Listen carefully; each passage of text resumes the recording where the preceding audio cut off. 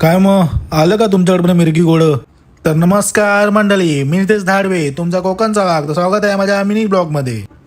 मित्रांनो, इकडे लागतंय ऊन, पण गावाला सुरू झालाय मिरग आणि गावाला देतात तर मिरगी राखणं. तर आपण आज बघणार आहोत मिरगी राखणं म्हणजे काय. कोकणात मृग नक्षत्र लागला पावसाला सुरुवात झाली असे मानले जाते.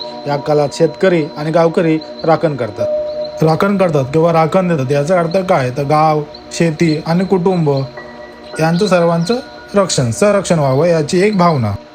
यामध्ये पहिलं आपण बघूया गावची राखण. आमच्याकडे संपूर्ण गाव मालरानावर एकत्र येऊन नारळ आणि कोंबडं कापून प्रार्थना करतो. आता यामध्ये आमच्याकडे आहे कोंबडं कापण्याची प्रथा. प्रत्येक गावामध्ये सारखी नसते. आता यामध्ये संपूर्ण गावासाठी प्रार्थना केली जाते की गावावर संकट येऊ नये, रोगराई येऊ नये, गावावरील संकट दूर राहावीत. आणि आमच्याकडे तरुण पोरंही मुंबईसाठी किंवा जॉबसाठी बाहेर आहेत, त्यांच्यासाठी सुद्धा प्रार्थना केली जाते. गावातले पोरं आपले बाहेर आहेत, त्यांचा सांभाळ करा, जिथे आहेत त्यांना सुख शांती आणि समाधान किंवा सक्सेस भेटू दे अशी प्रार्थना केली जाते. तर दुसरी येते भावकीची राखण. यामध्ये आपण सर्व कुटुंबाचे, सर्व भावकीचे, परिवाराचे, आपल्या फॅमिलीचे रक्षण करण्यासाठी आपण प्रार्थना करतो. आणि तिसरी आहे आपली शेतीची राखण.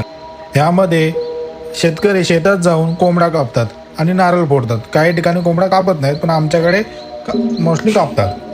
ह्या मागचा उद्देश हाच असतो की पिकांचं रक्षण व्हावं, पाऊस वेळेवर पडावा, उत्पन्न भरघोस यावं. या सगळ्या मागचा मुख्य अर्थ म्हणजे निसर्ग आणि देवावर असलेली आपली श्रद्धा. गाव, कुटुंब आणि शेती यांचे संरक्षण म्हणजेच राखण. चांगल्या पावसाची आणि भरघोस पिकाची अपेक्षा.